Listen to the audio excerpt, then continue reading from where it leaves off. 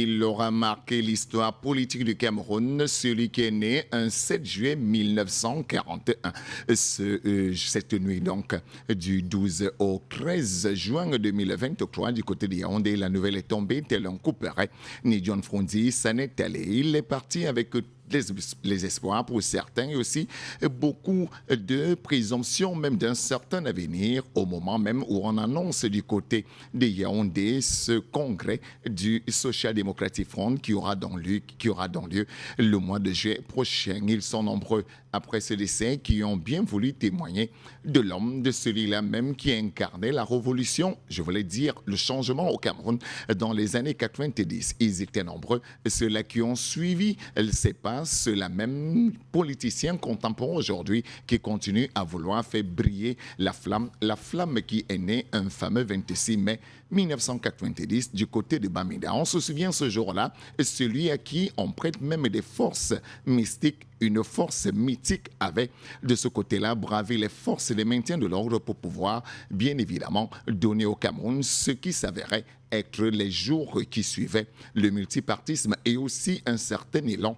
de changement politique dans notre pays. Il s'en est donc allé ce 12 juin 2023 à l'âge de 82 ans exactement, parce qu'il faut le dire, le 7 juin, dans quelques jours, on devait fêter les 82 bourgies de celui-là qu'on appelle affectueusement le chairman, celui-là qui a incarné la politique et surtout l'élan du changement dans notre pays. Mesdames et messieurs, on a voulu faire un temps d'arrêt sur votre télévision Dash Media pour rendre hommage à celui-là même qui est considéré aujourd'hui comme l'opposant le plus farouche au président Paul Biya, ou alors celui-là qui, pendant 3 élections présidentielles, a voulu prendre sa place du côté des palais d'Etoudi. Il fallait donc ici à Dash Media, ce jour, on puisse bien évidemment s'arrêter un temps pour voir la mémoire et surtout aussi lancer des perspectives, voire même dans l'avenir, quel pourra être l'héritage de celui-là, l'homme du 26 mai 1990. Pour en parler, on a des invités sur ce plateau, des invités que nous allons vous présenter juste après ce bout de générique.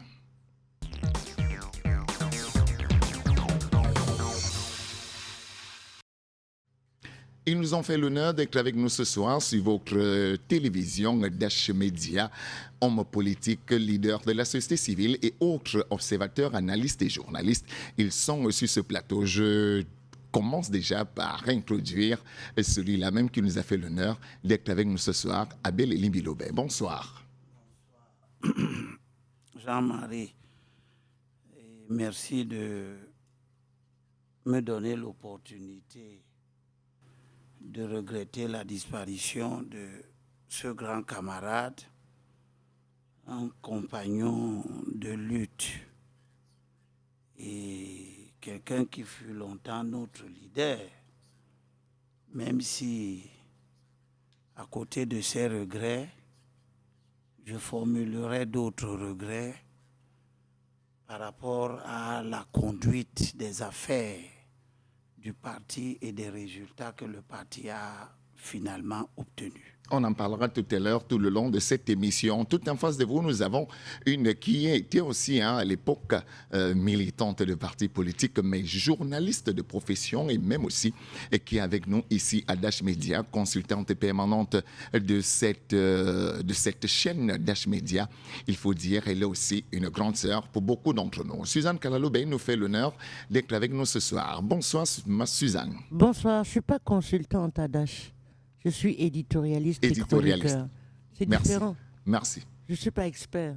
Je reste journaliste. Merci. Et je n'ai jamais été militante du SDF. Non, de l'UPC, j'ai dit. UPC Manidem. Exactement. Voilà, exact, merci. Je n'ai pas voulu préciser, j'ai dit militante politique. Mais c'est cette UPC-là. Exactement, UPC Manidem. Suzanne Kalaloubé, effectivement, qui nous fait le plaisir d'être avec nous ce soir. Et juste à côté de M. Abel Elimbilobé, il fallait bien, puisqu'on a M. Abel Elimbilobé, qui est un ancien militant du SDF, il nous fallait un membre actuel de ce parti politique. Et nous avons donc convié Mathurin Biol. Il est ministre en charge des travaux publics et des transports dans le chef au cabinet du Social Democratic Front. Bonsoir Mathurin. Bonsoir Jean-Marie Onambélé. Bonsoir mes compagnonnistes, en particulier mon ex-camarade Monsieur Limbi Lobek, que je retrouve ici ce soir. Et bonsoir à vos millions de téléspectateurs. C'est pour nous une journée difficile, un moment terrible que nous avons traversé depuis ce matin, où très tôt nous avons appris le décès du chairman Ni John Fundi. Donc depuis là, nous sommes en plein émoi. Nous sommes traversés par une émotion très forte. Donc c'est difficile pour nous de perdre un leader de ce niveau, de cette trempe, quelqu'un qui a dirigé le parti depuis 33 ans. Et malgré, n'est-ce pas, les eaux troubles que nous avons pu traverser, il a su maintenir le bateau, n'est-ce pas, à flot. Il a su maintenir le cap. Il a su maintenir véritablement le navire toujours dans les eaux, c'est-à-dire que toujours en ordre de pouvoir fonctionner convenablement. Donc pour nous, c'est un moment difficile.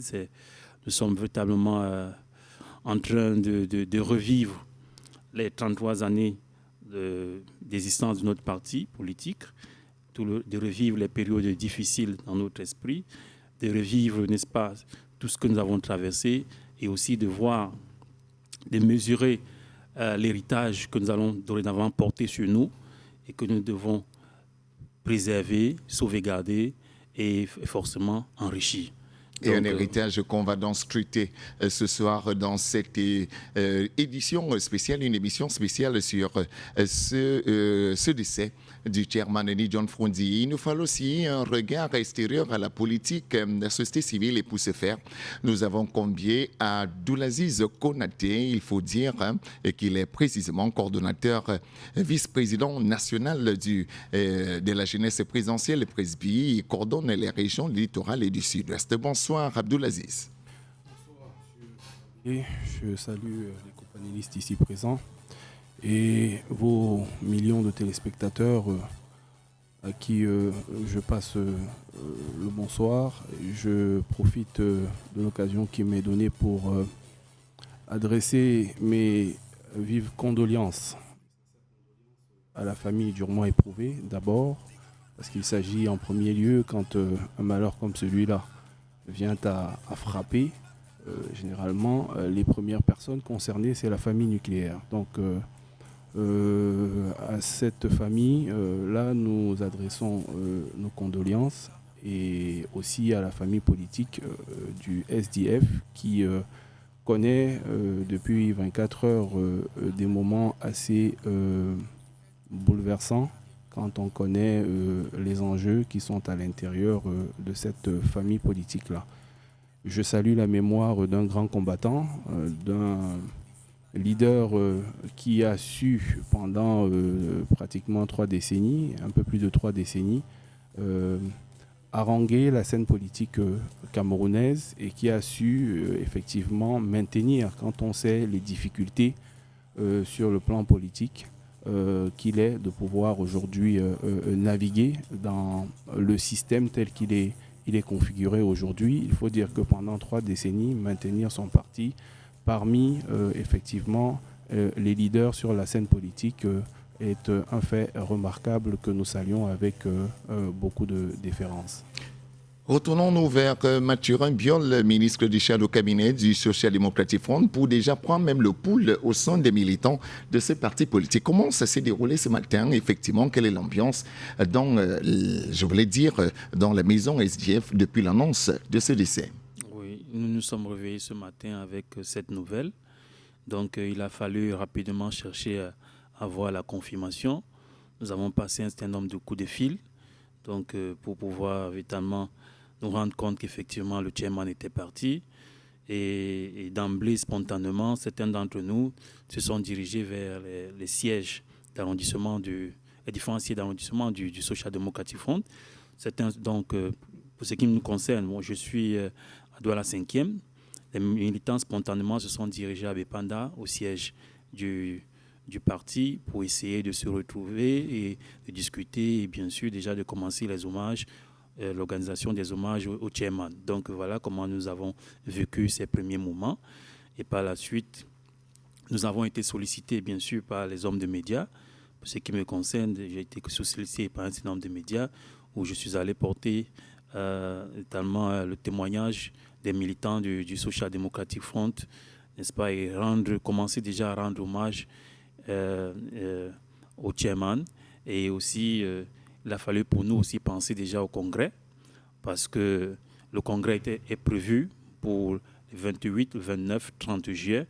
Donc il fallait réfléchir déjà dans nos forats s'il fallait maintenir la date ou il ne fallait pas. Donc c'est à ce niveau où nous nous trouvons actuellement. Nous sommes troublés et nous sommes en train de réfléchir sur l'avenir du parti. C'est ce que nous faisons depuis ce matin. Nous essayons bien entendu de nous rassurer les uns les autres, de nous conforter sur le fait que certes l'héritage sera lourd à porter, mais nous savons que nous avons appris suffisamment aux côtés du chairman et que nous sommes capables. Nous avons des leaders aujourd'hui, que ce soit au sein du NEC, que ce soit au sein de tous les autres exécutifs du SDF. Nous avons des militants bien formés, des leaders bien formés, et nous savons que le challenge, n'est-ce pas, des années à venir, nous pouvons véritablement le prendre à bout de bras et triompher de l'avenir qui se présente devant nous. Peut-être avant de donner la parole à effectivement, bon, c'est comme ça qu'on l'appelle souvent affectueusement, appelé Limbilobé. Suzanne Kalolbe, vous qui êtes observatrice avertie, on a vu ce matin quand même une sorte de ferveur. Est-ce que pour vous, c'est à la hauteur de l'homme né John Frondi, tout ce qu'on a vécu ce matin après l'annonce de son décès? Vécu où?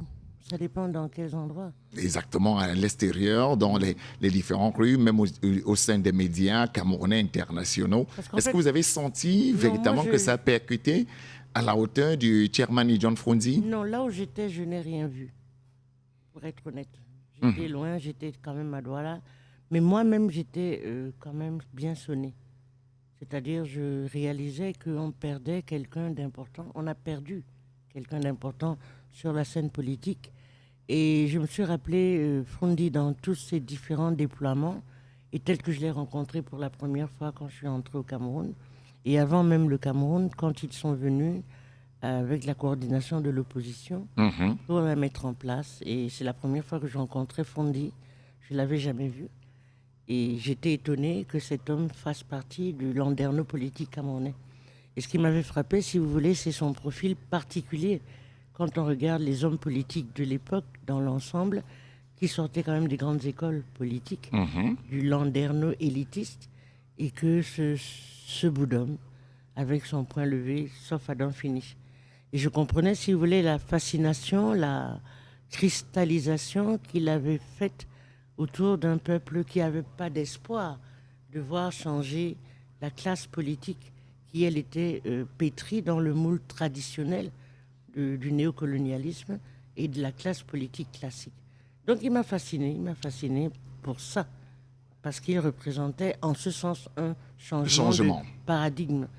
Changement de paradigme aussi par sa manière de parler, par sa manière d'aborder les questions politiques, pour qui, manière dont nous n'étions pas familiarisés, nous qui avions fait les grandes écoles politiques, pas seulement les grandes écoles traditionnelles, mais qui étions moulés dans un système politique extrêmement bien huilé, avec des référentiels très très clairs. Des éléments de langage bien précis. Si vous voulez, ça m'avait un peu surpris, et aussi son côté chaleureux, son côté abordable, son côté taquin, son côté capable de vous parler des choses sérieuses avec le minimum de sérieux, si vous voulez, et son côté de vous parler de la politique. Bon, pour moi, c'est nouveau comme expérience. Quelqu'un qui vous parlait de la politique sans citer Lénine, Marx ni Mao, mais qui vous parlait de... sauf Adam Finish. Bon, je me rappelle, ma sœur aînée nous disait que ça, c'est un social-fasciste. C'est comme ça qu'elle le caractérisait, parce qu'il n'entrait pas du tout dans les catégories habituelles.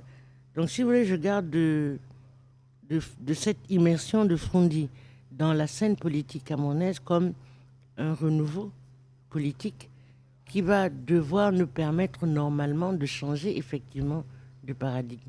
Après le renouveau de 82, non, le renouveau de 82 n'en était pas un, c'était un discours. Là, c'est un vrai renouveau parce que ce n'était pas les mêmes gens. Donc, si vous voulez, je je me suis dit, pourquoi pas?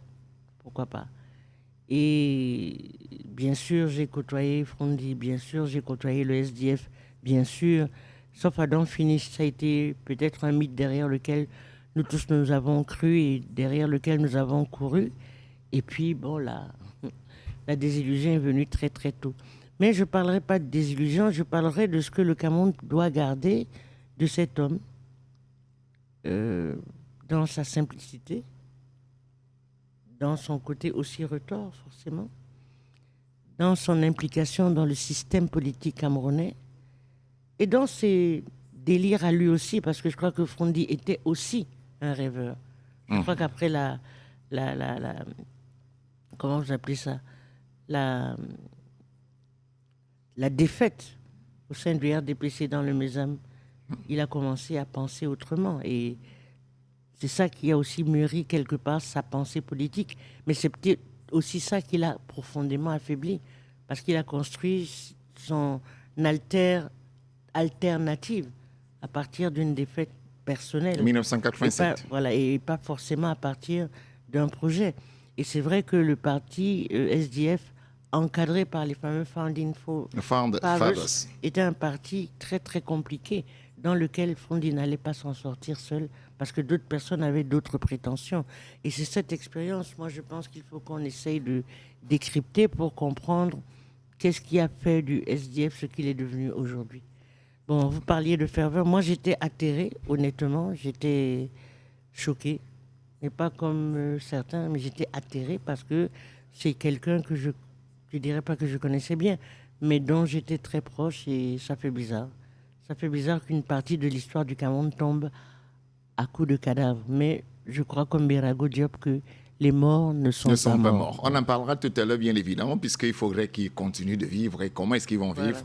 On en parlera tout à l'heure. Abel Bilobert, ancien militant du Social Democratic Front, vous avez fait quand même vos armes dans ce parti politique. Ce matin, quand on vous annonce le décès de Denis John Frondi, ou alors quand vous tombez sur l'annonce, quel sentiment vous avez eu immédiatement?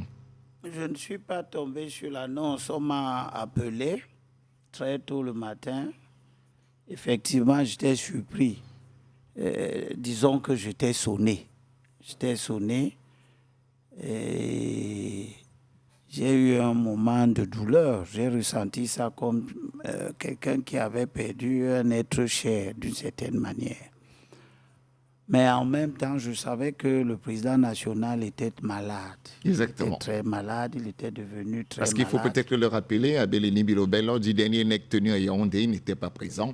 Je me souviens, Mathieu Rambiol, il était bien présent. Il y a même des prières qui ont été envoyées à l'endroit du chairman pour que, à l'endroit du clerc, je voulais dire, pour que le chairman puisse recouvrer sa santé. Il fallait quand même cette parenthèse. Voilà, donc... Et pour moi, les gens à cet âge-là, quand ils sont très malades, on peut s'attendre à ce que le drame survienne. Mais en même temps, quand on a vécu avec des gens, on a passé, pour moi personnellement, qui n'ai connu que John Frondi comme leader politique, parce que je n'ai milité dans aucun parti avant. Quand je suis revenu de mes études, j'ai adhéré par moi-même au SDF jusqu'à ce que je décide aussi de partir. Et depuis que je suis parti, je n'ai pas adhéré à un autre parti politique. Donc c'est un important compagnon de lutte. Pour moi, c'est le seul leader politique que j'ai fréquenté en tant que militant. Donc apprendre son décès ne me laisse pas indifférent.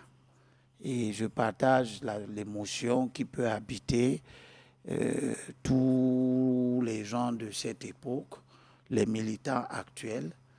Et c'est le moment, avant toute autre chose, peut-être être iconoclaste, c'est le moment de souhaiter.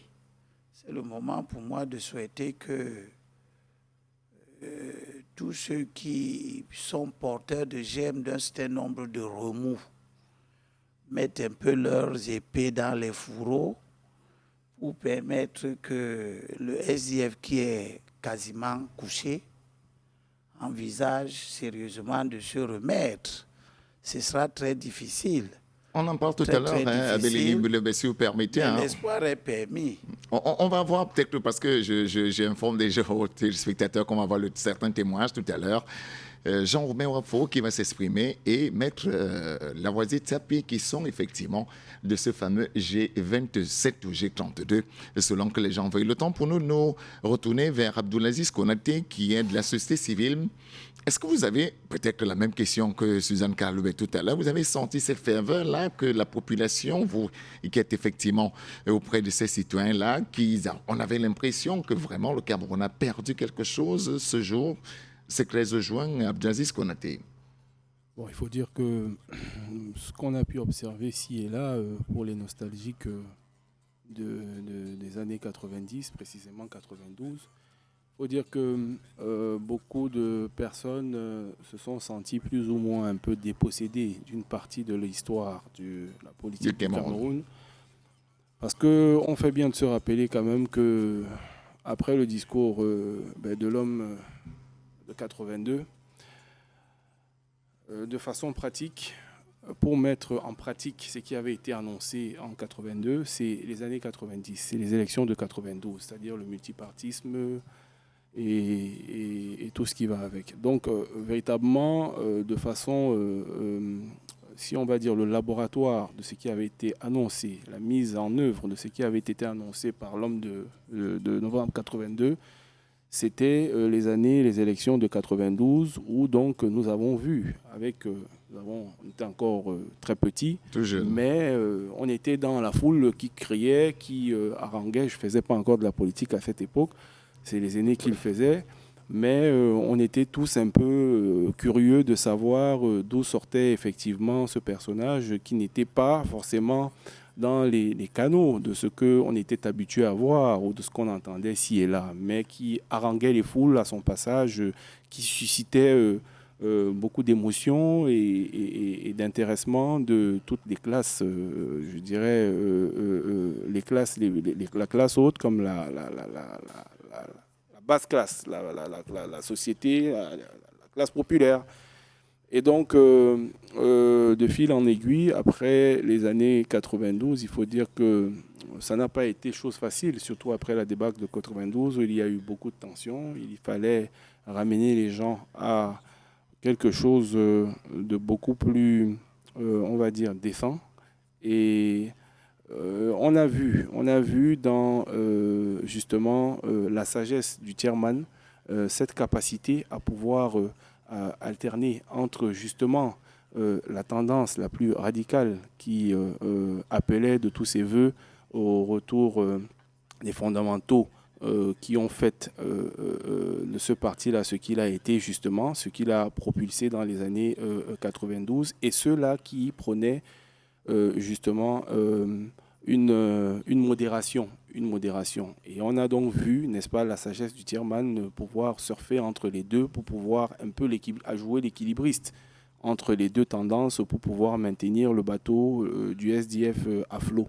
C'est des éléments qui nous ont marqués, c'est des éléments qui restent dans notre mémoire. Nous, aujourd'hui, qui sommes un peu, qui faisons partie de ce décor-là, de cette histoire-là, c'est des éléments qui restent. Et quand vous avez vu aujourd'hui, que ce soit dans les marchés où on passait, que ce soit même dans certaines radios ou alors certaines connaissances à nous, dans certains milieux où on s'est retrouvés aujourd'hui, c'est un peu cette partie de l'histoire-là qui revenait tout le temps. C'est un peu, on va dire de façon nostalgique, c'est assez prématuré, mais il faut le dire, on l'a accueilli tous avec beaucoup d'émotion, et ça a vraiment donné l'impression de perdre un parent, un être cher, quelqu'un avec qui, effectivement, on avait certaines habitudes au quotidien. Il faut dire que de plus en plus, cette génération-là d'hommes politiques, cette classe-là d'hommes d'exception commence effectivement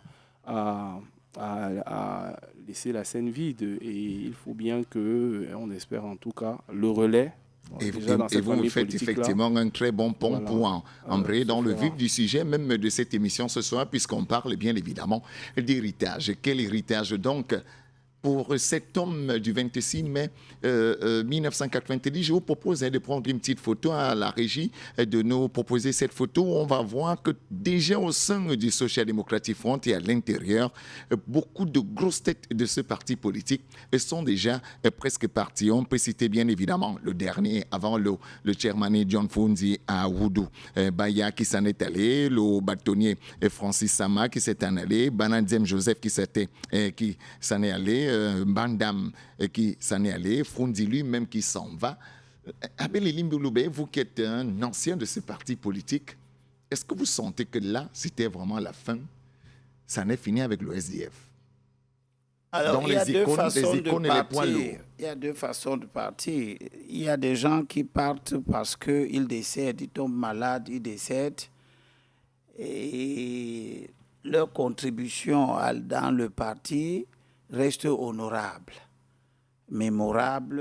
Et ces gens-là, Banazem, que ce soit Aoudoumbaya, que ce soit l'honorable Bandam, c'est des gens qui sont en quelque sorte au sommet de leur contribution pour la réussite des objectifs du parti.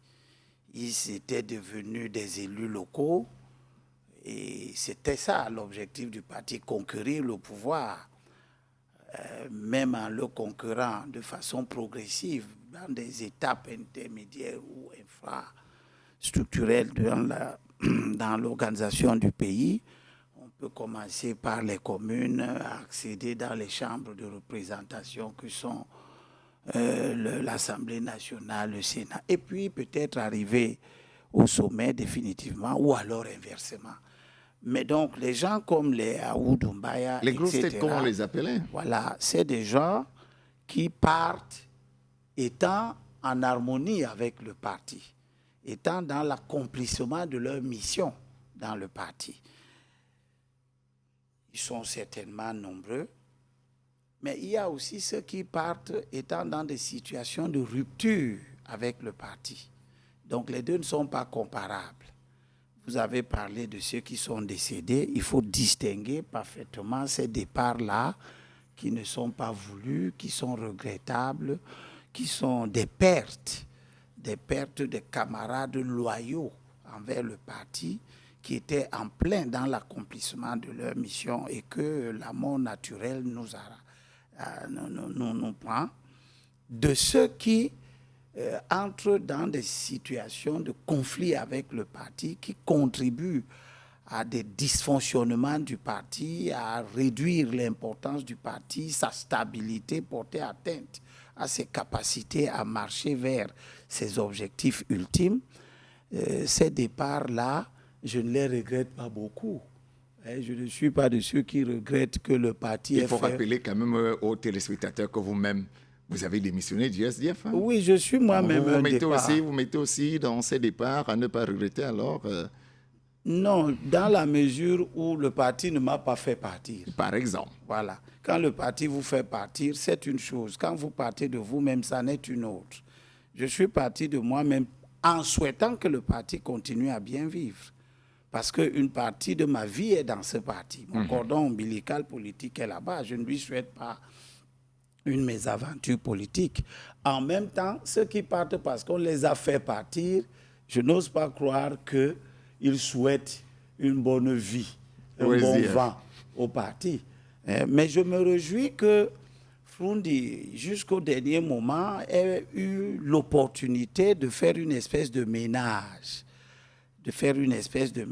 En faisant partir des gens qui se sont illustrés et que moi, personnellement, j'avais identifié depuis très longtemps comme des véritables problèmes à la bonne vie, à la stabilité du parti, et que Fundi ait pu faire partir des personnages comme Nietzsche, etc., et tous ceux qui étaient dans une bande avec lui. J'ai considéré ça comme une manœuvre tactique de dernier moment qui arrive d'ailleurs très tard. Il est évident que j'appartiens à l'école qui pense qu'un parti politique doit pouvoir se débarrasser de gens qui le gênent dans son évolution. Mais en même temps, le SDF a connu une vie interne qui rend compte de ce que le jugement que je peux avoir aujourd'hui pour le leadership du président national n'est pas un jugement tout à fait favorable. Je considère que le président national était le produit de certaines circonstances bien particulières qui ont émergé, et au moment où ces circonstances émergent, en particulier le vent de l'Est qui a traversé tous les pays africains, qui a amené dans tous les pays africains des évolutions démocratiques qui ne sont pas certes spontanées, mais quand même il y avait un mouvement international. Et Froundi, pour moi, est comme quelqu'un qui a su saisir cette opportunité du moment. Il y avait ce moment qui était là. On a vu ce même moment dans beaucoup d'autres pays africains. La démocratisation ou bien le retour au multipartisme, parce que beaucoup de pays africains ont connu le multipartisme à l'époque coloniale.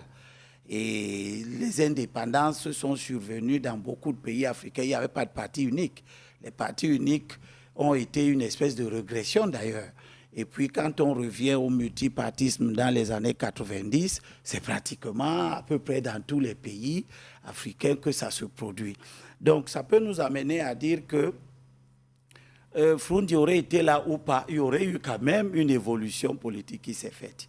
Mais il était là et il a su saisir cette opportunité-là pour forcer des portes, dans la mesure où le retour au multipartisme au Cameroun n'était pas un programme du RDPC. Si ça ne dépendait que du RDPC tout seul, ce n'est pas en 90 ou même peut-être pas en 92, etc., qu'on aurait eu nos premières élections pluralistes. Donc les Froundi ont concouru avec les Ndamjoya et bien d'autres à forcer une évolution de telle sorte que le multipartisme était en quelque sorte irréversible. On ne pouvait ne pas arriver à ça grâce à la ténacité, à la pugnacité de ces hommes.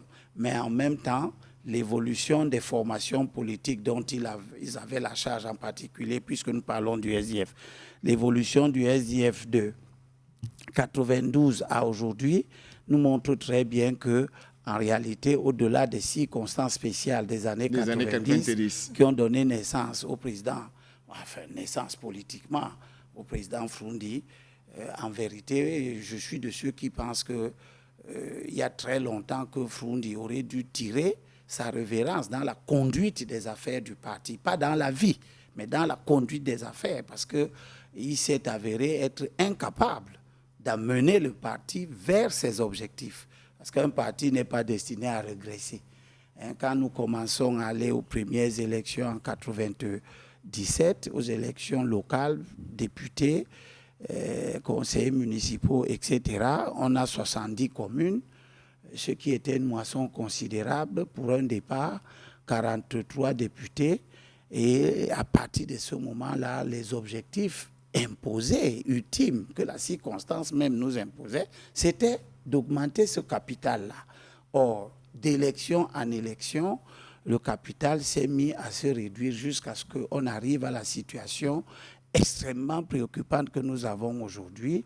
5 maires, 5 députés, avec une saignée extraordinaire de hauts cadres. Le SDF, c'est quand même le parti qui a perdu pratiquement, en dehors de 1 ou 2 secrétaires généraux qui sont décédés. Le SDF, c'est le parti qui s'est séparé de beaucoup de ses secrétaires généraux. Aucun autre parti de l'opposition n'a connu un tel profil. Ce qui nous amène à questionner le fonctionnement interne du parti. En tout cas, on peut dire beaucoup de choses dans ce sens. En même temps, je voulais avoir effectivement au regard avisé de Suzanne Kalalobé sur le sujet, avec effectivement cette perte des grosses têtes, entre guillemets, du Social Democratic Front. Est-ce que cette pente qui était déjà descendante risque de ne pas véritablement mener le parti vers l'abîme? Le mot est peut-être fort, mais c'est celui qui est venu dans ma tête. Je pense que de manière presque ontologique, le SDF était voué à évoluer comme il a évolué, étant donné les bases sur lesquelles il s'est constitué et l'illusion autour de laquelle il s'est construit. Sauf à Don Finish, c'était un cri de ralliement. mais ce n'était pas un programme politique. Ensuite, les adhésions autour du SDF étaient extrêmement polyformes, polysémiques et extrêmement variées. Enfin, le SDF a été un cheval de Troie pour certains groupes ethniques, et pas seulement, pour pouvoir entrer dans la sphère publique. Et en ce sens, je suis un peu d'accord avec Elim Bilobé pour dire que Frondi n'a pas géré la gouvernance du SDF, a posé d'énormes problèmes à Frondi. Il n'a pas su gérer cette complexité de cette formation, parce qu'elle était complexe. Il y a ceux qui prétendaient que c'était la renaissance que c'était le UPC deuxième version. Il y a ceux qui croyaient que c'était une nouvelle formation politique. Il y a ceux qui pensaient que c'était un nouvel appareil comme le MRC pour un groupe ethnique de prendre le pouvoir. Donc cette complexité d'intention au sein du SDF n'a pas été gérée. Et ensuite, l'élite politique du SDF n'a pas été gérée par le chairman, en dehors d'une manière, je dirais, pusillanime de gérer les ambitions en créant des contradictions. Donc tout ça a défavorisé le SDF dans l'atmosphère. Bon, ce n'est pas le seul parti, parce que le NDP et l'UDC, aucun de ces partis de l'opposition des années 90 n'a pu survivre finalement dans la machine à broyer du RDPC. Mais ils ne pouvaient pas survivre parce que les fondamentaux n'étaient pas clairs, n'étaient pas bons. Mais moi, je ne vais pas rentrer dans l'analyse du SDF. Je vais rentrer dans le mythe, dans la manière dont les mythes font progresser les peuples, malgré les insuffisances des individus. La manière dont la projection mythologique peut permettre à un peuple de se dépasser. Bien que je ne sois pas d'accord avec ce que le Cameroun est en train de devenir, on doit à des John Frondi ce que j'appelle la rébellion, même la rébellion actuelle, la rébellion la Piro de Banga, la rébellion des sans-caleçons, comme ils s'appellent eux-mêmes, par exemple. La rébellion des Bensikines. Pas que je sois d'accord, mais si vous voulez que le petit peuple maintenant s'insurge en disant « ça suffit, nous avons la parole, nous voulons parler ». Et ça, on le doit à des hommes comme Frondi. C'est une autre période de notre Cameroun qui est arrivée, si vous voulez. C'est-à-dire qu'on peut s'asseoir maintenant, les gens disent « oh, j'ai mon opinion », vous discutez avec Bensikine, ne cherchez même pas toutes les émissions qu'il y a à la télé, à la radio, qui te permettent à tous ces sans-voix de parler comme ils parlent. C'est une révolution liée à la démystification du discours politique par des gens comme Frondi. En ce sens, si vous voulez, il va rester inscrit dans notre histoire et dans notre mémoire politique comme un précurseur, indépendamment de la gouvernance. L'autre aspect que j'appellerais du mythe aussi, si vous voulez, c'est sauf Adam finish. Pour la première fois dans une Afrique dite francophone, le slogan était anglophone. C'était les prémices d'un Cameroun qui se réappropriait en fait son bilinguisme. On a recommencé à se penser en duo, franco, machin, même si la crise anglophone a accentué certains sectarismes. Mais bref, comment on appelle ça, tous ces moments de révélation sociologique sont autant d'actifs à mettre sur le compte des John Frondi, de la Piro de Banga et compagnie, même si, à l'intérieur, et je pense qu'il ne pouvait pas en être autrement, Frondi ne peut pas être autrement qu'un dictateur, parce qu'il est issu de la culture du parti unique, et parce que dans ce parti unique, il y a aussi les atavismes féodaux ou fondamentaux des cultures conservatrices et traditionnelles africaines. Donc si vous voulez, il y a tout ça mélangé qui font du SDF un cas d'école sur lequel il faudrait qu'on s'attarde. Maintenant, c'est vrai que le SDF a perdu beaucoup de cadres, mais était-ce vraiment des cadres? Je ne sais pas. Il a perdu une élite, mais était-ce vraiment une élite? Et sur quelle base ces gens-là sont entrés? Peut-être qu'ils sont entrés en espérant qu'ils allaient trouver, sauf Adam finish pour eux, c'est-à-dire un espoir, sans mesurer quel était vraiment le terreau profond du SDF. Que d'abord, c'est un parti populaire de masse et non pas un parti de cadre. En tout cas, on va se retourner vers un ministre du chef de cabinet, Mathurin Biol. Vous avez suivi le développement de Suzanne Kalalobe et Abel Bilobe. Je l'ai fait vraiment sciemment avant de me retourner vers vous. Aujourd'hui, est-ce que vous ne vous sentez pas plus ou moins amputé? Est-ce que vous-même, dans votre tête, vous dites que là, ça risque d'être difficile? Quand on perd... Pas forcément après le dessin, Non, mais non. on voit quand même qu'il y a beaucoup de cadres qui s'en vont, que ce soit de manière, comme je disais, volontaire, comme le disait Talabé Limi, ou encore même que la vie, la nature les prennent. Est-ce que vous sentez qu'à un moment, quand même, ça devient très compliqué continuer à être militant du Social Democratic Front en 2023? Non, ce ne devient pas compliqué d'être militant. Nous comprenons tous les défis, n'est-ce pas, qui nous attendent, malgré le départ de certains cadres, n'est-ce pas, qui se sont auto-exclus du parti. Nous comprenons tous les défis qui nous attendent et nous comprenons que voilà, nous avons perdu un leader, qu'il faut maintenant nous réarmer moralement et qu'il faut prendre sur nous-mêmes, il faut puiser en nous toutes les énergies que nous pouvons avoir pour pouvoir affronter les défis que l'avenir nous réservera. Donc, mais nous ne sommes pas effrayés, nous ne sommes pas particulièrement inquiets. Nous savons que nous avons la formation politique suffisante pour pouvoir véritablement conduire le navire qu'il nous laisse. Nous avons encore au sein du parti des leaders qui ont accompagné le chairman pendant longtemps. Le chairman a pris la peine, n'est-ce pas, de montrer aux yeux du monde qu'il y a des cadres qui peuvent continuer l'avenir. En 2018 déjà, il a désisté, n'est-ce pas, à l'appel des militants de le voir être toujours le candidat du parti pour l'élection présidentielle, mais il a soutenu lors du congrès qui désignait le candidat, le vice-président Joshua aussi, qui a été le candidat du parti. Ça veut dire qu'il préparait déjà l'avenir. Il montrait aux militants que voici certainement ceux qui pourront conduire la barque dans les années à venir. Il montrait aux yeux du monde.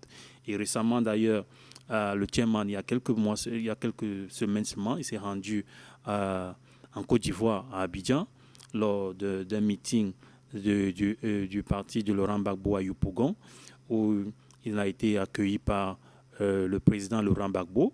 Il a présenté sa délégation.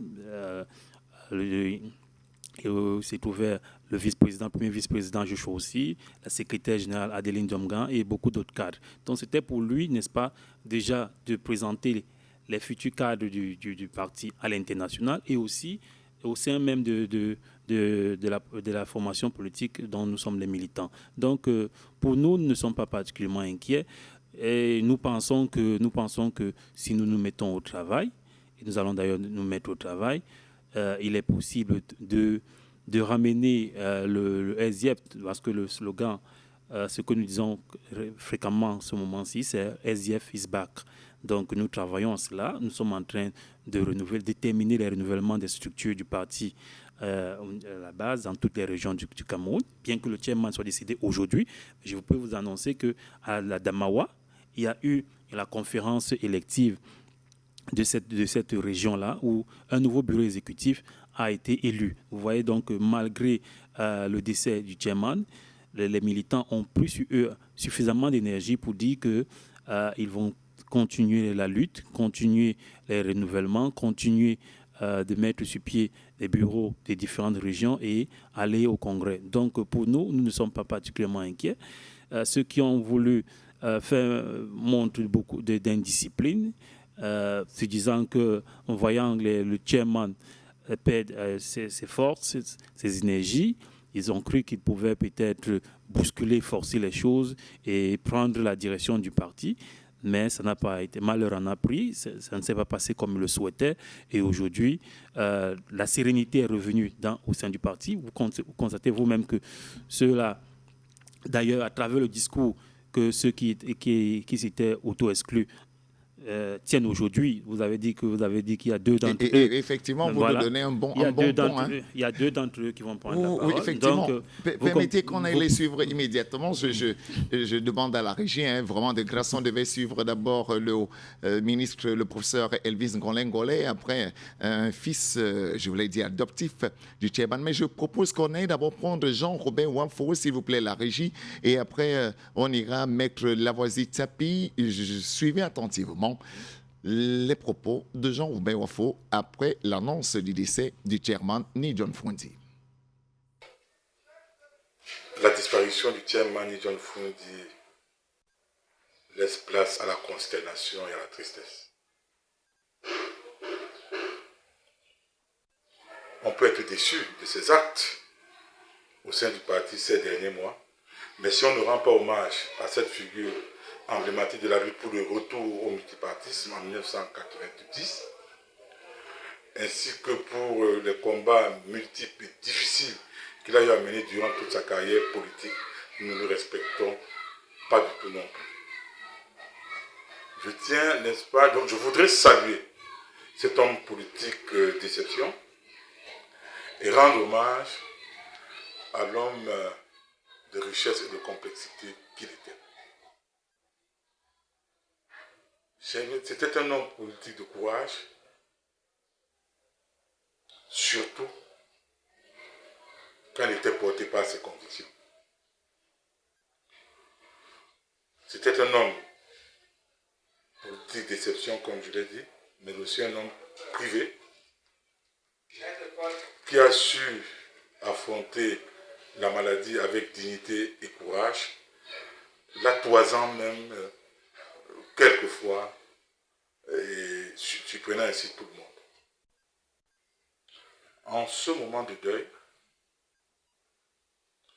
j'adresse à la famille nucléaire du chairman John Fundi ainsi qu'à ses proches mon respect et ma sympathie à l'heure où ce grand homme entre définitivement dans l'histoire politique de notre pays. Que son âme repose en paix et qu'il rejoigne, n'est-ce pas, la prairie, la grande prairie. En ce qui concerne l'avenir du SDF après le décès du chairman, je pense que l'heure pour le moment est au recueillement. Durant les périodes de tristesse, même les chiens ont honte. L'heure n'est pas à la polémique actuellement, comme je l'ai dit. Et de toutes les façons, je n'y céderai pas.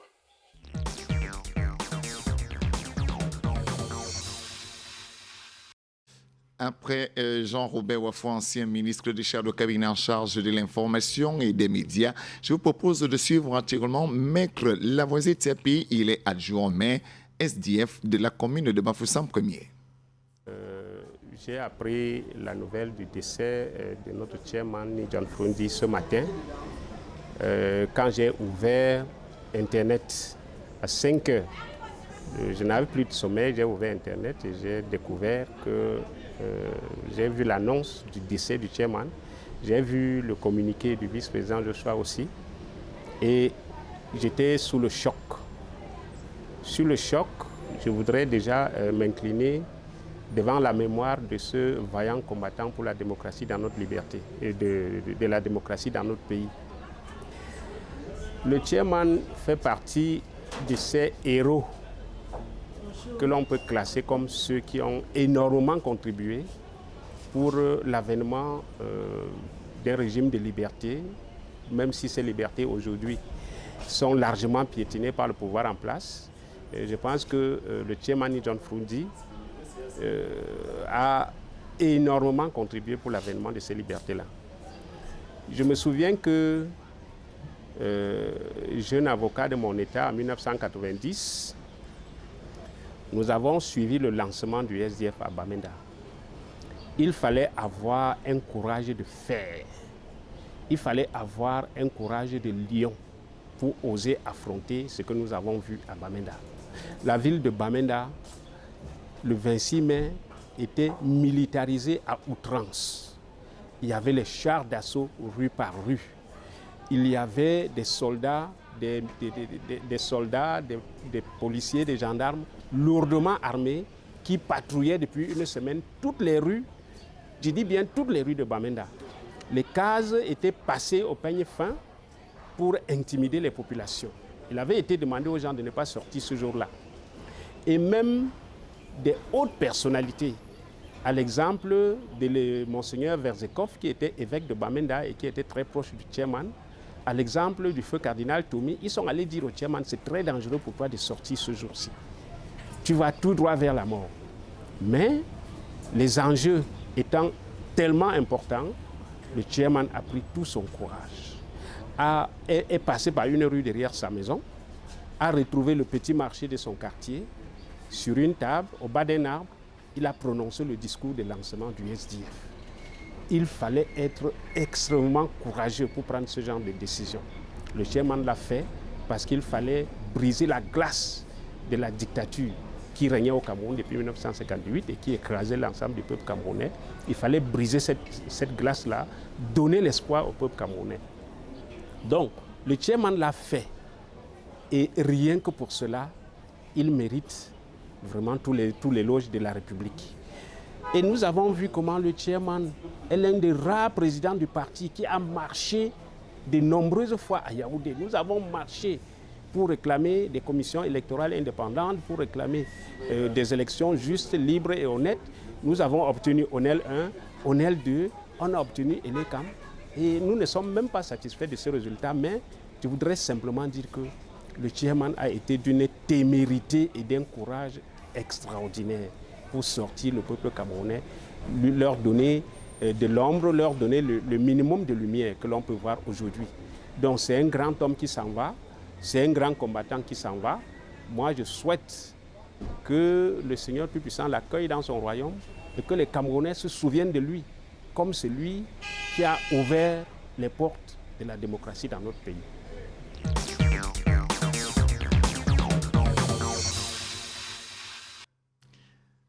Je souhaitais effectivement qu'on suive ces deux témoignages, hein, chers téléspectateurs, parce qu'il faut dire c'est des témoignages de ceux-là qui sont membres du G27, G32, selon qu'on veuille.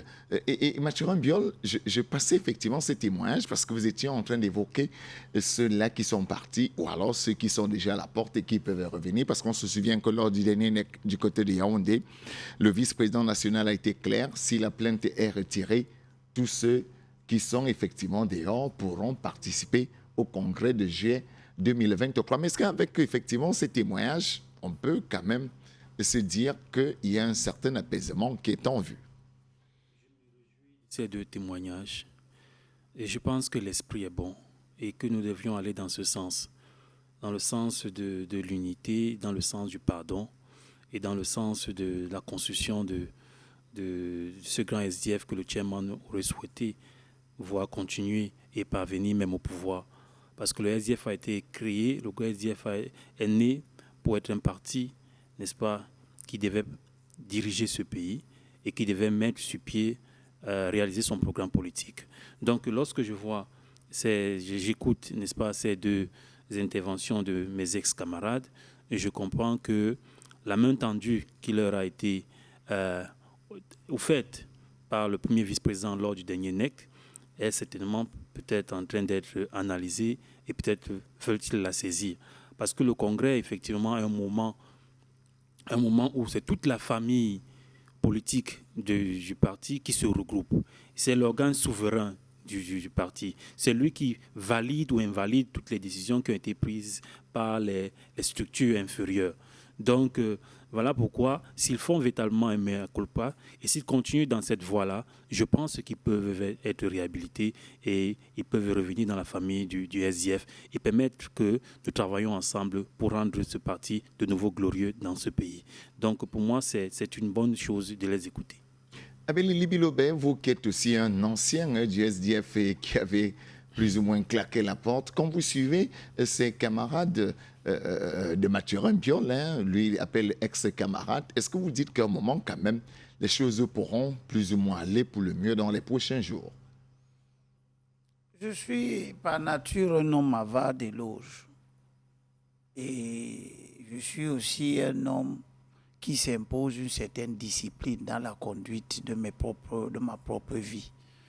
Ça me commande de ne pas être contradictoire avec moi-même. C'est-à-dire, on ne comprend pas. Cela veut dire que je considère que si vous reconnaissez en John Froundi un ensemble de valeurs, de mérites, parce que tout ce que Maître Tchapi a dit, tout ce que Robert Wafo a dit sur le courage de John Froundi, etc., c'est des choses exactes. C'est des choses exactes la lutte pour certains progrès, notamment dans l'organisation des élections, la lutte avec les Ndamjoya pour l'avènement des urnes transparentes et tout ça c'est des réalités. Alors quand un homme a une telle importance pour vous, ma discipline, mon éducation, mon système de valeurs me commande de ne pas faire certaines choses pour des gens qui sont des symboles pour moi. C'est en ce sens que j'estime que vous ne pouvez pas avoir considéré que John Froundi est un symbole d'une telle importance et dans la vie du parti, envisager de le traîner dans les tribunaux, des choses qui de toutes les façons portent gravement atteinte à son honneur. Lorsqu'on a fait de telles choses et qu'à l'issue d'un décès, on fait des témoignages élogieux, je prends ces témoignages pour ce qu'ils sont. Des témoignages de circonstances comme on entend dans... Donc pour vous, c'est juste les témoins de circonstances. J'estime que les comportements traduisent mieux ce que les gens pensent, bien plus que ce qu'ils disent. Et John Froundi n'est pas devenu courageux maintenant qu'il est décédé. Il était courageux. Il a été un homme courageux. Il a été un homme qui a contribué d'une façon déterminante à une certaine évolution de la vie politique de Dieu. Nous lui sommes redevables pour cela. Parce que nous lui sommes redevables, il y a des choses qu'on ne peut pas lui faire. Il y a des comportements qu'on ne doit pas avoir à son endroit, entre autres ceux qui ont valu un certain nombre de camarades au dernier moment, lorsque Froundi est affaibli physiquement, il est devenu un homme malade, etc., etc. Je pense que ceux qui étaient à l'intérieur du SDF, à ce moment où Froundi avait besoin d'un accompagnement, d'un encadrement, d'être en quelque sorte cajolé pour terminer sa vie doucement dans de meilleures conditions, ont cru bon de créer un stress dans la vie du parti, ne peuvent pas être considérés autres que ce qu'ils sont lorsqu'ils font des témoignages élogieux. Ceci dit, je voudrais terminer cette contribution sur des auspices.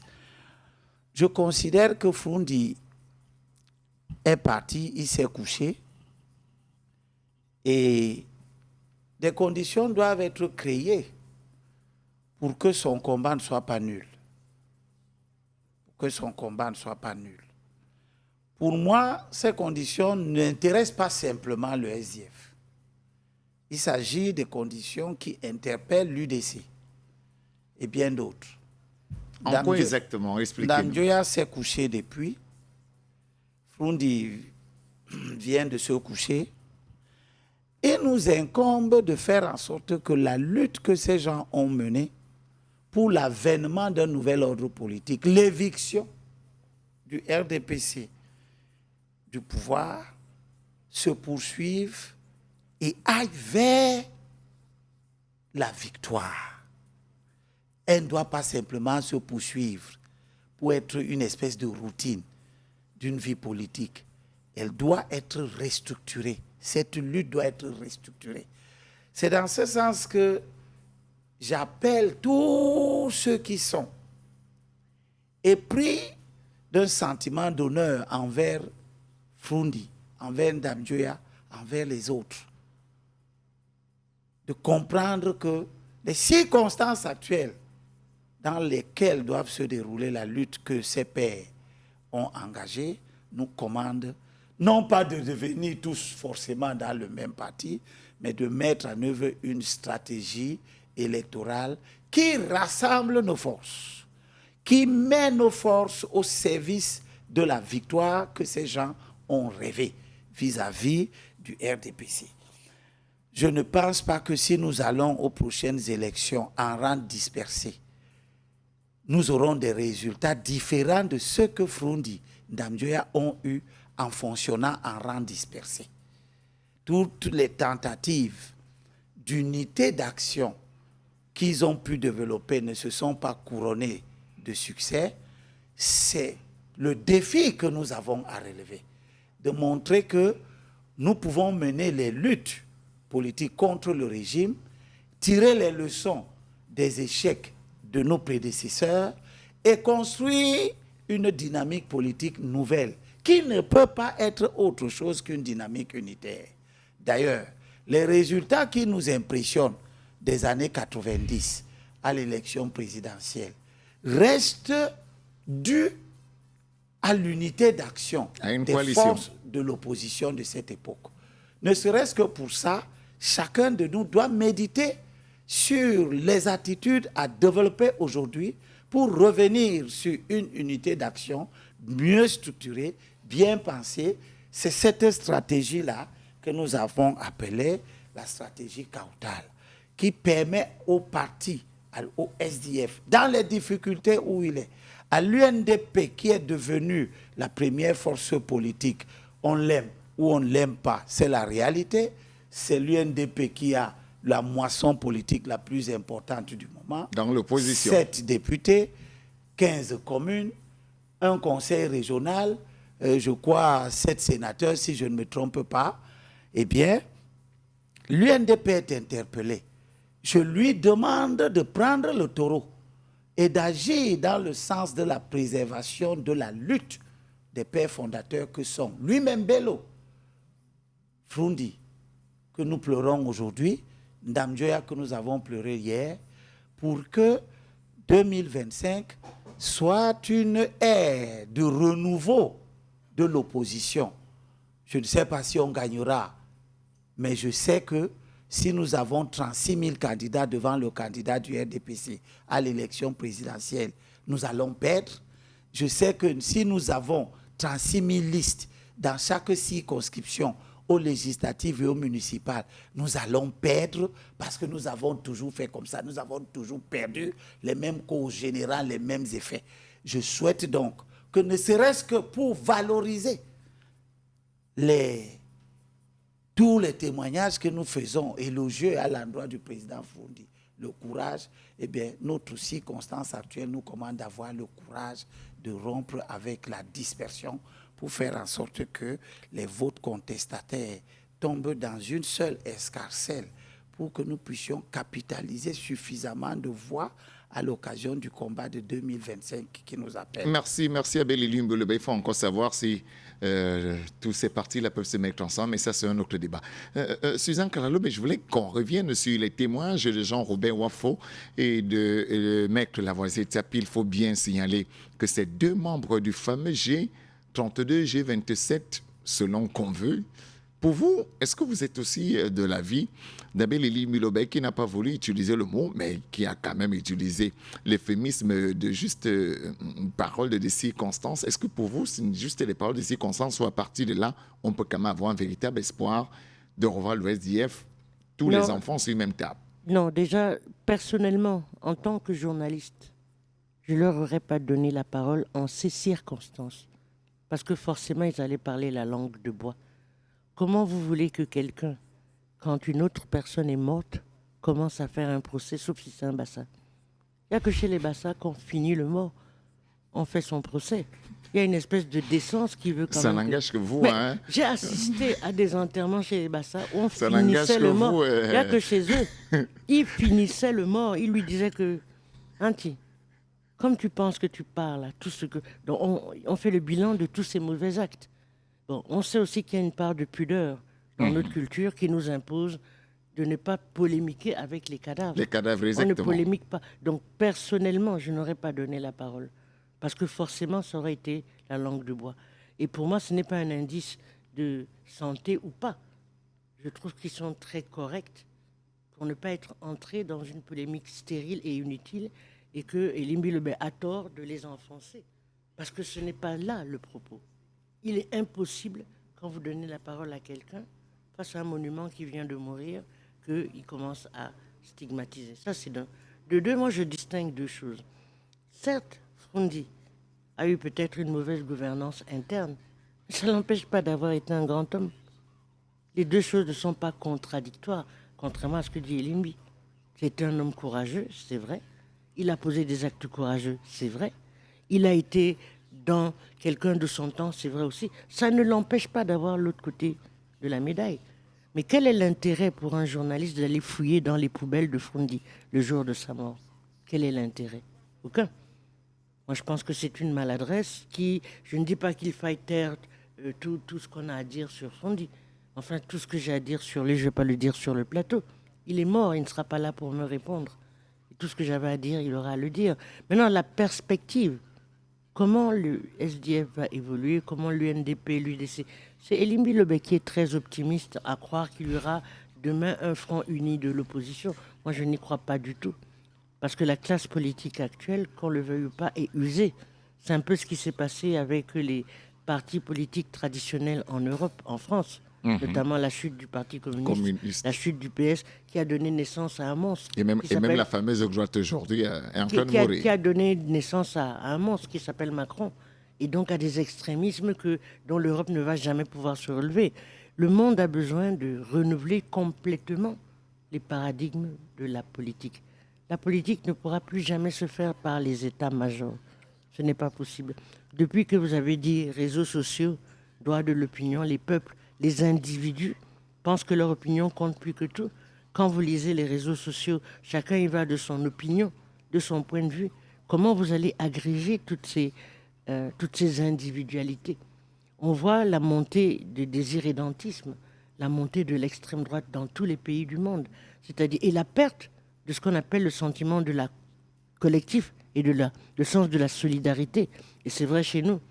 Pour que l'unité revienne, il faut que les Camerounais se reprennent dans la solidarité. Or, nous ne le sommes pas. Le fameux vivre ensemble sur lequel il faut construire, c'est ça qui va faire le terreau de l'union pour le progrès, l'union pour le changement d'une nouvelle UPC. Or, ça n'existe pas. Donc, je pense que les partis politiques, au lieu de travailler sur des états-majors, doivent travailler sur ce que moi j'appelle les fondamentaux sociaux. Comment réconcilier le peuple camerounais avec lui-même, avec sa base, avec sa communauté, avec son identité, avec On en parlait tout à l'heure, on parlait des langues, on parlait de nous-mêmes. Tant qu'on n'est pas réconcilié avec nous-mêmes, nos modèles sociaux sont des modèles dispersés, disparates.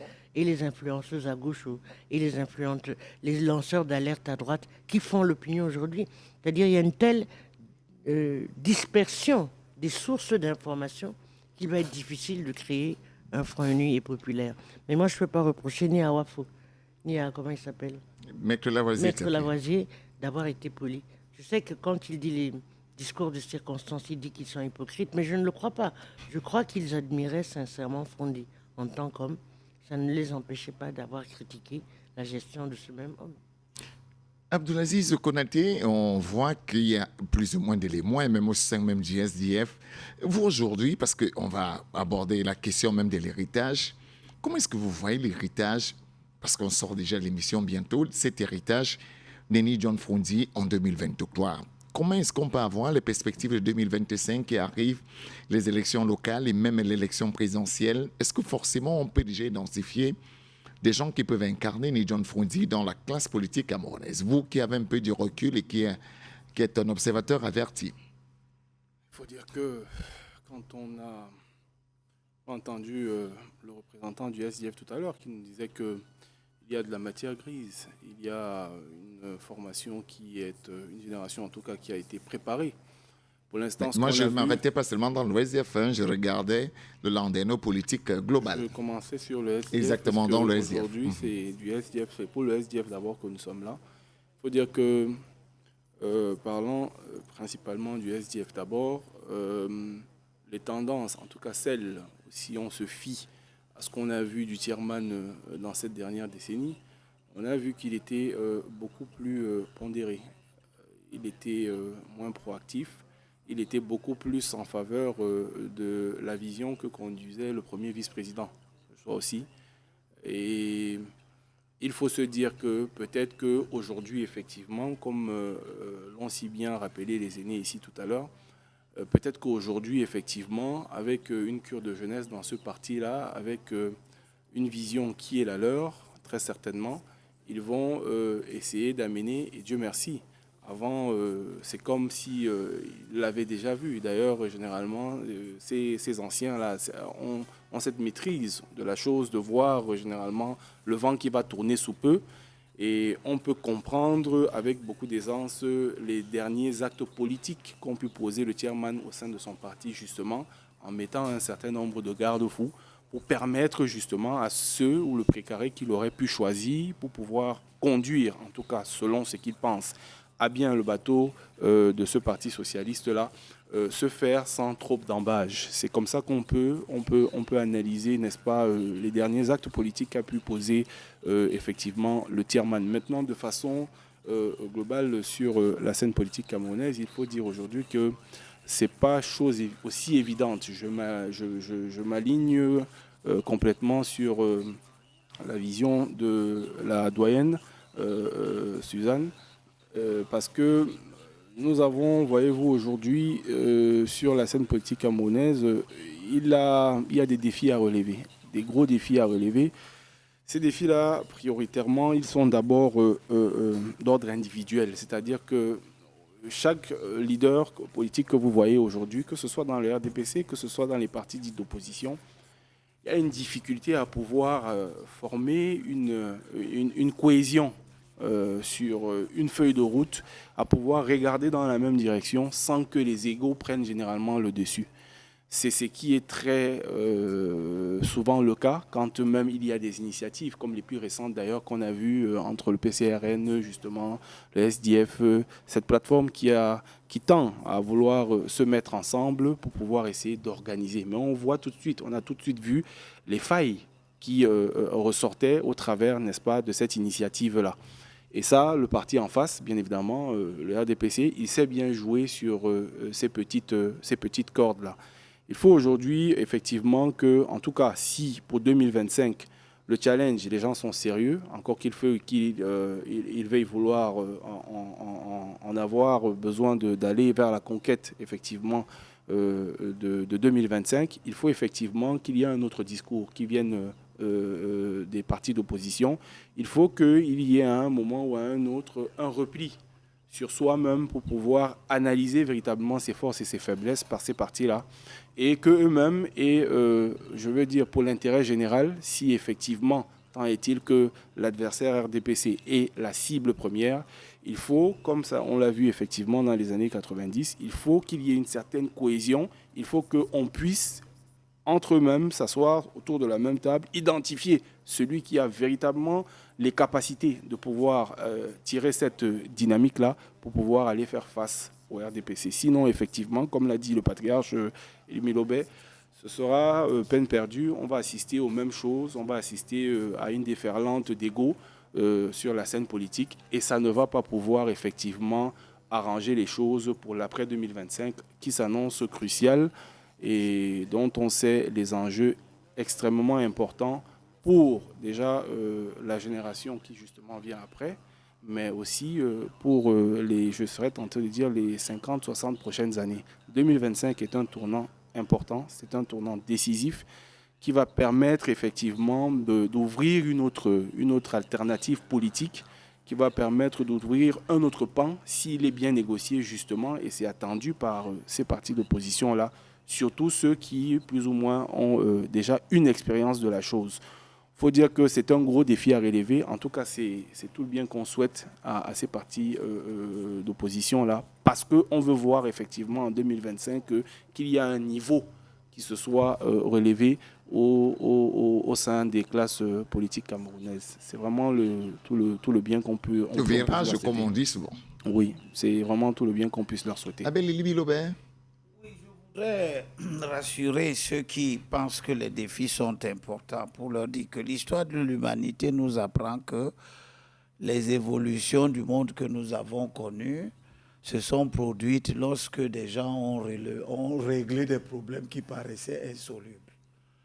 Donc nous devons espérer que les drames qui surviennent et qui marquent la vie de l'opposition sont des terreaux fertiles à une nouvelle réflexion.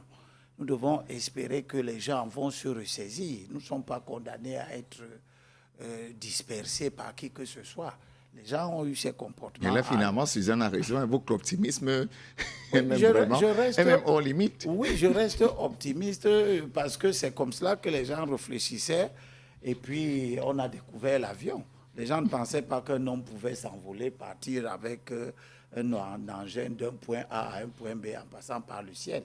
C'était des choses inimaginables. Ceux qui rêvaient de faire cela apparaissaient à l'époque comme des gens, des extraterrestres. Cela s'est réalisé. L'unité d'action que nous appelons de tous nos voeux n'est pas quelque chose de nouveau. Les Camerounais ont été capables de faire cela en 92. L'histoire l'a retenu. Qu'est-ce qui nous empêche de la refaire en 2025? Elle est un impératif catégorique majeur. Bien sûr, les appréhensions que certaines personnes, Suzanne et bien d'autres, ont, se nourrissent de nos propres comportements. Nous le savons. Nous le savons. Et ils ont parfaitement raison de voir qu'en 30 ans de lutte, nous n'avons brillé que par la division, par des querelles intestines, etc., une incapacité à s'asseoir autour et définir un objectif commun, une stratégie valable. Ces appréhensions sont à prendre en compte. Elles ne sont pas génératrices d'un découragement. Elles doivent tout simplement nous montrer que, effectivement, le travail que nous devons faire. Mais vous oubliez aussi, hein, Abel Elimbiloba, avant de donner la parole à Sian Kalalube, qu'il n'y a plus d'hommes forts, il n'y a plus de grosses pointures comme il y avait avant. Vous-même, vous citez tout à l'heure si on vous avait John dit, Frondi, vous citiez tout à l'heure. Si on vous avait dit en 88, Adamou Dabdjo, il n'y a plus ces hommes forts là aujourd'hui. Si on vous aujourd'hui. disait en 88, quand John Frondi était à l'intérieur du RDPC, qu'il était une grosse pointure, vous n'aurez pas cru. Donc la vie des sociétés ne s'arrête pas quand certains leaders disparaissent. Les sociétés humaines sont douées de la capacité à résister à tout ce qui entraîne leur disparition. Et elles génèrent toujours des gens qui sont des hommes de la situation, qui permettent de relever les défis. Si Hitler a existé et que face à Hitler, les Stalines sont nés, vous voyez très bien que face à d'autres enjeux qui ressemblent fort bien à ceux de cette époque, d'autres leaders aujourd'hui sont nés dans le monde qui amènent le monde vers une nouvelle direction. Donc, nous n'avons pas un motif de découragement. Je pense que la disparition de Frondi après celle de Ndamdjoya, dans des situations difficiles où tous ces partis sont arrivés, après 40 ans de lutte dure, sont des motifs, sont des espèces de dopants, des situations qui nous amènent à fouiller en nous-mêmes, à creuser en nous-mêmes pour sortir les solutions. De la manière dont on prend les problèmes dépend la manière dont on les résout. Merci. Suzanne Kalalube, vous étiez réagi tout à l'heure, je vous ai vu. Oui, c'est-à-dire celle qui consiste à se mettre la tête dans le sable en disant non, je ne suis pas découragé. Non, l'humanité, c'est ça qui tue la plupart des Africains. L'aurait dit aussi, espérons un peu. Non, c'est ça la méthode Coué. La méthode Coué dit j'espère. Or, la question, ce n'est pas qu'on n'espère pas. Ce n'est même pas qu'on soit découragé. C'est comme dit le philosophe italien Gramsci, c'est allié au pessimisme de l'intelligence, l'optimisme de la volonté. Ça veut dire qu'il faut analyser les causes qui nous amènent là où nous sommes. Savoir de quel paradigme nous devons nous défaire pour avancer. Il ne s'agit pas de dire faisons l'union pour l'union. Il s'agit de dire pourquoi est-ce qu'on est arrivé là où nous sommes et qu'est-ce qui va nous permettre d'aller plus loin. Et c'est ça mon propos. Mais Abel Suzanne, Abel dit qu'effectivement, Frondi n'était pas fort. C'est l'union qui l'a rendu fort. Donc s'il y a union, il y a forcément des hommes forts qui vont venir après. Le contexte aujourd'hui est différent et la mentalité collective est différente. Si on n'organise pas votre unité dont vous parlez sur la base de la réalité actuelle de dissémination du corps social, eh bien, il n'y aura pas d'union pour le changement. Il n'y en aura pas. C'est-à-dire, tant que les peuples, les individualités sont déchirées, sont en proie à autant de référentiels, ce n'est pas des leaders de partis politiques qui vont réussir à renforcer. Voilà ma position. Je ne me décourage pas, bien au contraire. Je participe à beaucoup d'instances où nous travaillons pour la solidarité entre les Camerounais, pour créer le désir de changement autrement que dans les débats télévisés, ou bien sur les plateaux de radio, ou bien dans les forats. C'est-à-dire il y a des tas d'autres choses à faire pour nous unir, pour renforcer ce que j'appellerais la ligne de force de ceux qui vont faire le Cameroun de demain. On parlait effectivement d'héritage pour sortir en 1 minute, et c'est un petit jeu que je vais vous convier. On parlait d'héritage de John Frondi. Et un journaliste, un confrère, a dit ce matin qu'après John Frondi, la vraie opposition, ça n'est terminé au Cameroun. Si vous étiez effectivement donné en 1 minute de donner peut-être un héritier de John Frondi, déjà vivant et contemporain, vous citerez quel nom, Suzanne Kalalobert? Je n'ai pas de nom. Je ne sais pas, il a tellement d'héritiers. En ce sens qu'il y a tellement de gens qui se réclament de l'héritage de Frondi. Mais il n'a pas d'héritier putatif, désigné. Il a des héritiers au sens où beaucoup de gens admirent son combat, beaucoup de gens s'imprègnent de ce combat et beaucoup de gens suivent sa lignée. Donc il y a beaucoup de nés John Frondi, de Sof à Don Finish, dans la rue et partout. Il y a beaucoup de résistants. Ça oui, il y en a beaucoup, mais pas un héritier en tant que tel. Allez, merci. Pour vous, Abel Bilobert, héritier dans le landéno politique actuel, non? Moi, je ne suis pas un héritier de Frondi. Je n'appartiens pas, je n'ai jamais considéré que Frondi était mon modèle politique. Par contre, j'ai milité à côté de lui, j'ai soutenu sa lutte politique, elle me paraissait indispensable. Toutefois, à l'intérieur du SDF, je pense que les gens doivent pouvoir accepter la réalité des choses.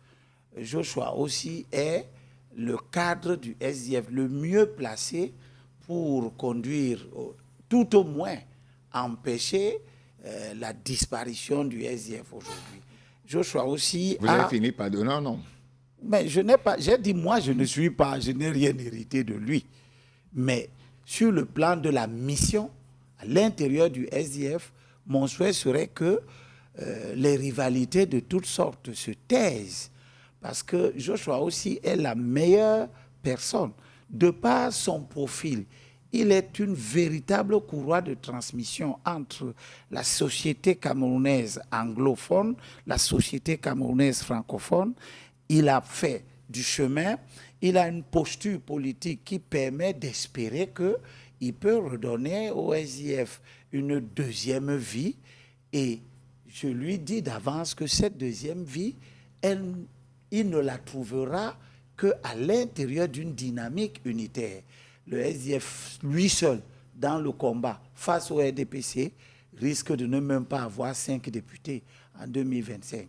Par contre, j'ai l'intime conviction que si nous avons des listes d'union, si nous parvenons à faire des listes d'union face au RDPC, eh bien, le SDF est capable d'avoir des candidats dans de nombreuses circonscriptions électorales. Et dans des listes d'union, ces candidats ont la chance d'être élus avec d'autres formations politiques. Nous pourrons donc arriver dans les instances de représentation, notamment à l'Assemblée nationale, avec des élus en grand nombre susceptibles de pouvoir former un gouvernement, mais qui sont originaires de plusieurs partis. C'est des alliances tactiques, stratégiques, qui n'empêchent pas chaque parti politique de continuer à exister.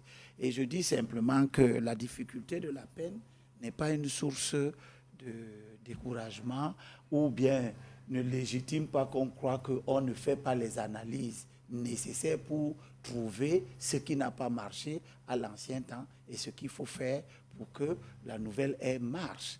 Merci. Donc, nous faire ce procès de ne pas savoir trouver qu'est-ce qui n'a pas marché, c'est un peu trop anticiper les choses. Il faut nous laisser la possibilité de faire cette analyse-là. Merci. Abdelaziz Konaté, un nom, vous qui êtes de la société civile, peut-être un héritier à Annie John Frondi? Naturellement, si on suit le cours des choses... Je parle bien de tout le landéno politique, hein, pas forcément dans le SDF. Bon, si on l'élargit... peut-être Maurice Kamto, pourquoi pas? Non, je serais entre Joshua aussi et Cabral Libye. Je vois entre Joshua aussi et peut-être Cabral Libye. Bon, c'est ce qu'on voit pour le moment. Peut-être qu'on verra mieux, mais il faut dire qu'effectivement, pour plusieurs raisons, pour parler du SDF précisément, puisqu'on parle de John Frondi, pour plusieurs raisons, amène effectivement à pouvoir aujourd'hui aller vers la candidature ou le choix naturel de Joshua aussi, compte tenu déjà de la proximité ces dernières décennies qu'il a eu avec le chairman. Donc, il a eu le temps forcément de pouvoir recevoir le savoir et on va dire toute l'intelligence du chairman. Il y a aussi effectivement ce côté francophone et anglophone qui se retrouve naturellement au travers de sa généalogie et même de ses cultures. Donc, le candidat Joshua aussi, naturellement, devrait, en tout cas, si on veut, n'est-ce pas, être dans une logique de continuité, avec bien évidemment les idées qui sont les siennes, il serait, en tout cas, pour le moment, judicieux de pouvoir continuer dans cette dynamique-là pour permettre, en tout cas, au parti de continuer d'exister, de continuer de se transformer et effectivement d'envisager toutes les éventualités qui devraient ou pourraient permettre à ce que, en 2025, comme on l'a si bien rappelé tout à l'heure, les partis d'opposition puissent avoir une réelle chance face au RDPC. Merci à vous, Abdelaziz Konaté. Vraiment, je ne vais pas vous demander l'héritier, je connais, j'ai la réponse. Mais pour revenir un peu concret, avec le décès du chairman John Frondi, ça va être compliqué quand même, ça va être bousculé, vous nous rassurez, et qui aura lieu le jeudi.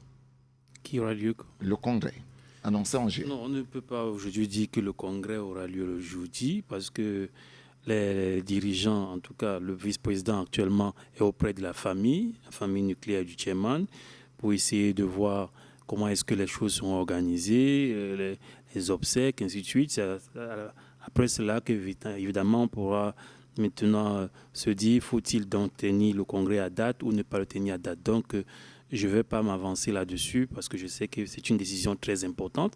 Mais l'ensemble des militants, depuis fort longtemps, sont en train de se préparer. C'était un grand moment. Nous étions en train de préparer un véritable send-off pour le chairman. Donc, nous étions en train de vouloir véritablement lui rendre cet hommage, cette sortie qu'il méritait. Et je pense que c'est toujours une occasion pour nous de le faire. Et s'il est décidé que le congrès soit maintenu, nous allons donc tenir ce congrès. Moi, je vous l'ai dit que je pense que ce que le chairman aurait souhaité comme héritier, c'est que tous les Camerounais, véritablement, n'est-ce pas, puissent dans son héritage et se sentent comme ses héritiers parce que c'était un homme de paix. Vous savez qu'en 1992, s'il avait voulu, ce pays aurait été à feu et à sang. Mais il a choisi la paix. Et récemment encore, les Ambazoniens ont voulu que le SDF soit l'aile politique de leur lutte armée. Mais le chairman a refusé parce qu'il a toujours choisi la paix. Donc tous les Camerounais doivent se considérer comme les héritiers du chairman et travailler pour la paix et pour lutter dans ce pays. Merci à vous, Mathurin Biol. Merci à Tété Abélé Libilobé. Nous, on va continuer à l'appeler ainsi. Et merci à Suzanne Kalalobé. Merci à Abdelaziz Konaté, qui sûrement va revenir la semaine prochaine parce qu'on était prévu de débattre sur d'autres sujets, mais malheureusement, à la dernière minute, avec l'actualité on était obligé de changer le sujet et parler spécialement de celui-là qui a donc incarné la force politique, la force du changement, comme l'ont dit nos invités de ce jour. Mesdames et messieurs, merci d'avoir été avec nous ce 13 juin 2023 pour parler de ce grand homme, le chairman John Frondi. On se retrouve sûrement mardi prochain pour être une fois de plus face à vous. Bonsoir.